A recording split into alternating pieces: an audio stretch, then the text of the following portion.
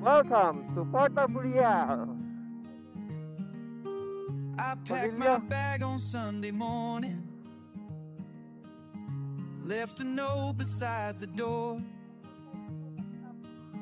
coffee cup still on the counter, like I'd done 1,000 times before. Ang madalas na tanong sa atin, ano ba magandang gawin kapag stress ka na sa buhay? Simple lang, lumayo ka muna. Gaya ko, isa akong rider. Kaya try mo rin mag-ride. Gaya ngayon, magdi-DIY kami ng ride pa Polillo Island. Hindi mo naman matatakasan ng problema, kaya subukan mo muna lumayo. Tapos mali mo pagbalik mo, magaan na ang lahat. Kailangan mo lang sulitin yung oras para ma-relax at ma-enjoy mo yung biyahe. Kaya arat na, samahan niyo muna ako dito sa biyahe ko.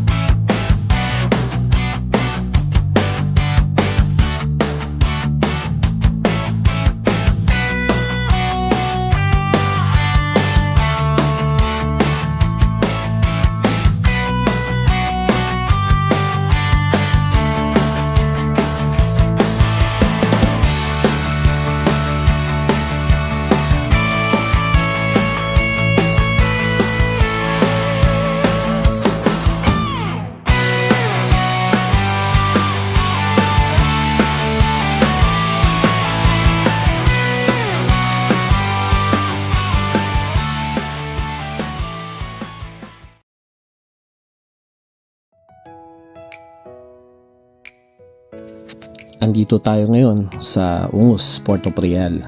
Ito ang gateway natin papunta sa isla ng Polillo. Ayon sa census, may 31,908 na residente na sa Polillo mula pa noong 2020.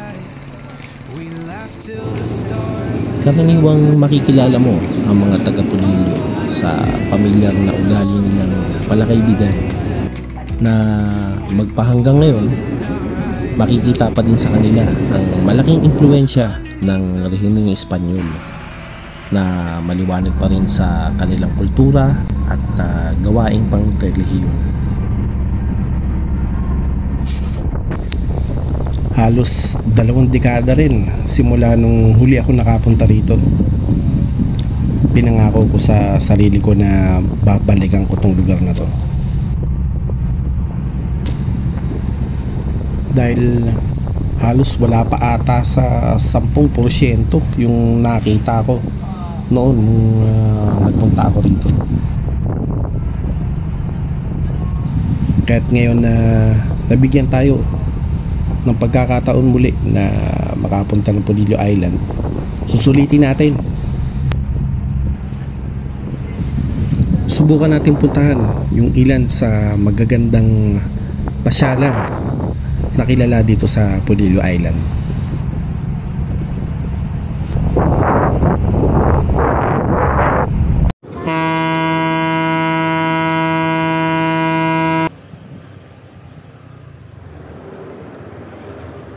Mabuhay Polillo, Quezon.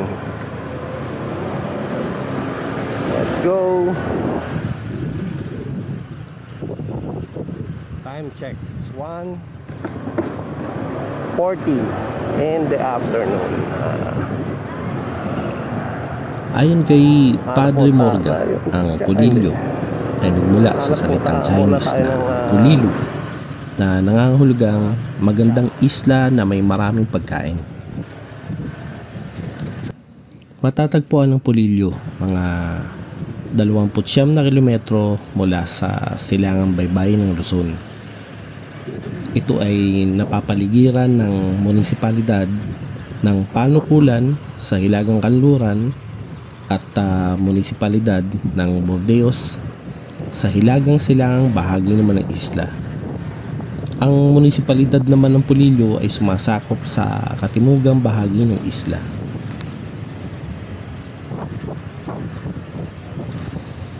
Para nga pala dun sa mga bago palang napupunta sa isla, huwag kayong mabibigla, no? Dahil literal, itong mga kalsada rito hindi pa lahat fully developed.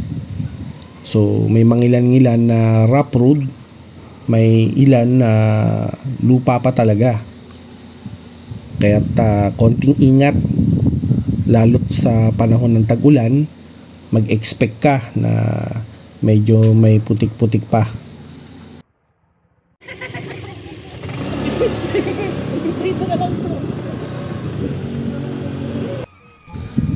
Pero gaya nga ng sabi nila, kapag may tiyaga, may nilaga.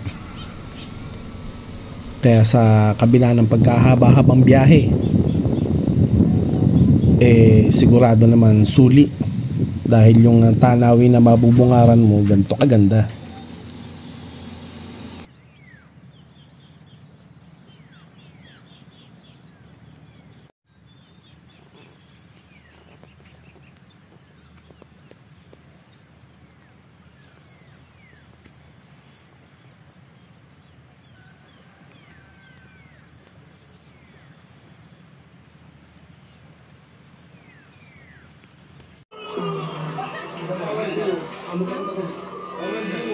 Almost heaven.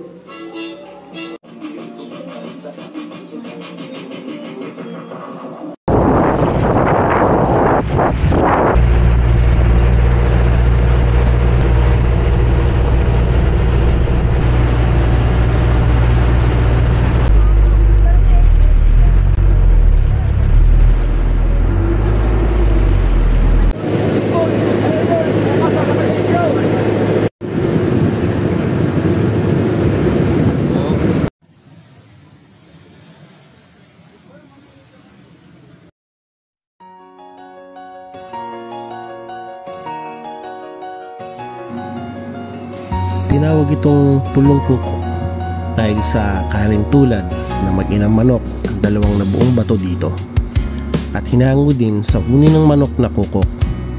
Ito ang nagsisilbing pahingahan ng ahas dagat na walo-walo, na isa sa pinoprotektahan ng lokal na gobyerno ng Polillo.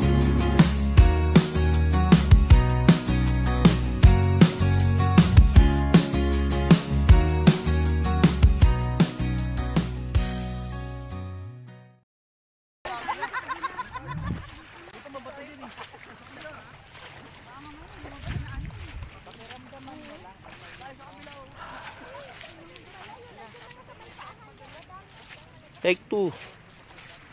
Second time around.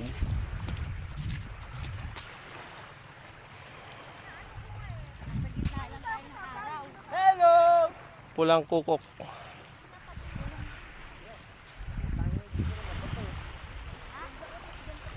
Yan, sandbar yan, sandbar.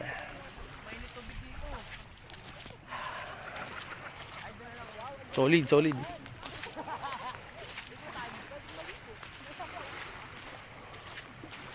May panahon siya na pino talaga at malinis siguro pag nawawash out. Low tide pa kaya kita pa yung sandbar bago magtanghali angat na yan.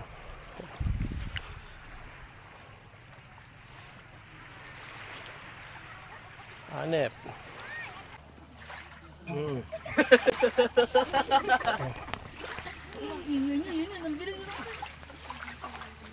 Anong isda yan, boss? Parrot fish.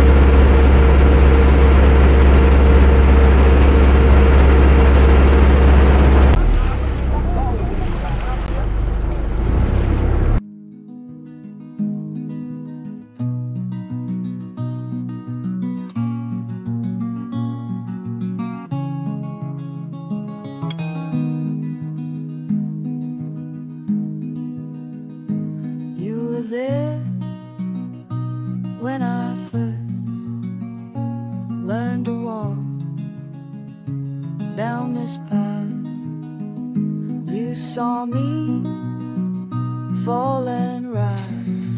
Ang Kabalo Sandbar ay kilala din bilang Katawian o Kalagoa Sandbar. Madalas itong pahingahan ng mga lokal na mangingisda. Ilang kilometro lang ang layo nito sa Minasawa Bird Sanctuary. Ang kahangahangang katangian ng sandbar na ito ay ang kanyang malapulbos na buhangin at malaasul at berdeng dalampasigan nito. Where I stand,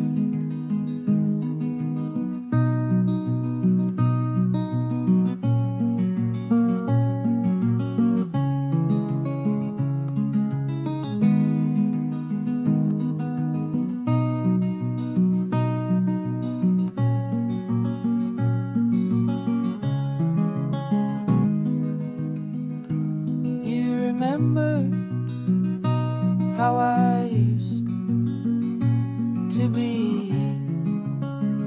Simple things, how I'd chase every dream like a child in the yard.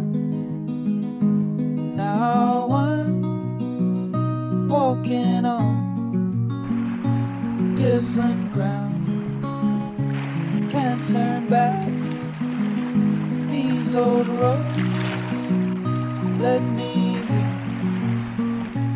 to this place where I stand. Time change, time change.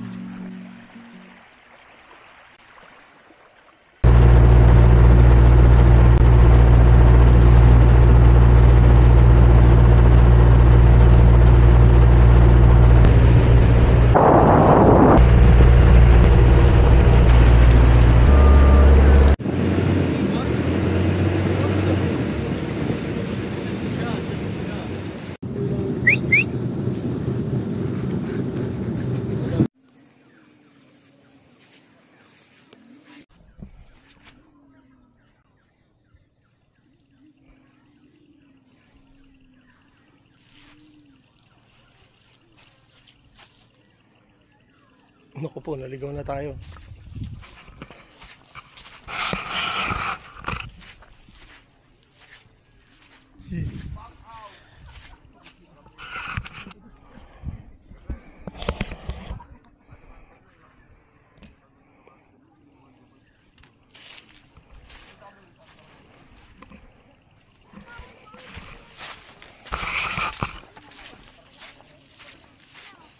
Bulga!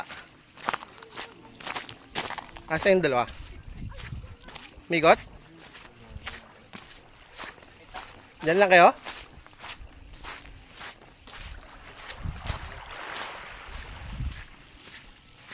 Higutin natin yung isla.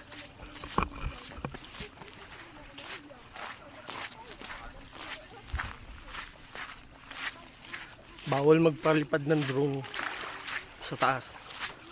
Kasi maraming endangered species na ibon. Yung kanina nakita ko parang migratory. Yung bahay nyo. Shout out kila Pogi. Yun. Kita ba?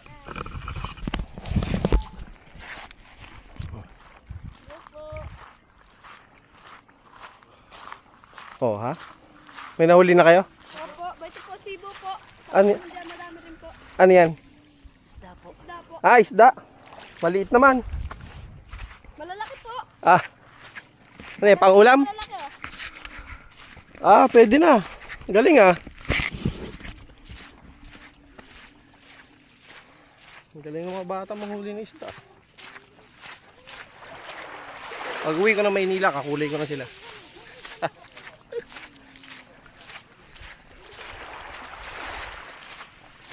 Ano to? Isla. Isang palibot na isla dito sa Polillo Island. Tawag nila dito Minasawa. Minasawa Island.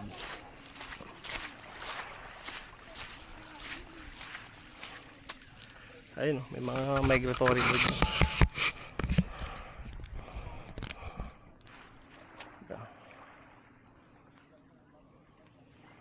Yun o. Oh, ganda o. Nice.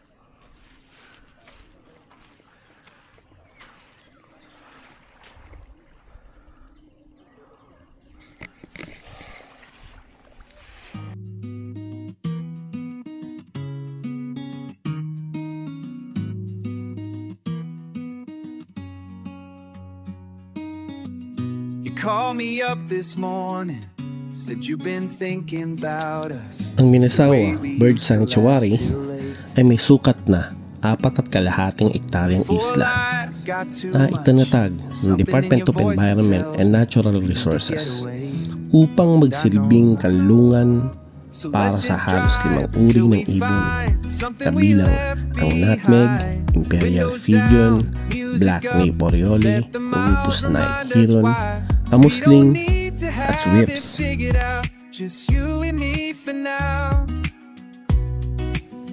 Kaya't pagkatapos ng mahabang mga biyahe, ang makita ang mayamang kultura, lugar, ang mabigyan pagkakataon na makapagluto ng mga yamang dagat at pagkain na dito mo lang makikita.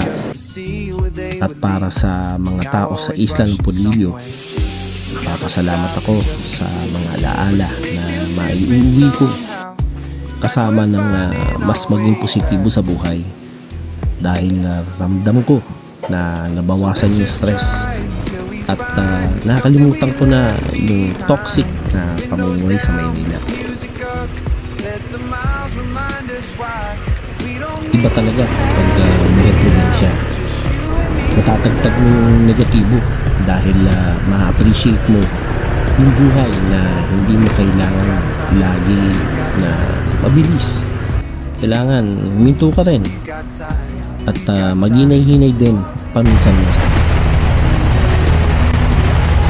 Baon ko ang mga masayang alaala pabalik.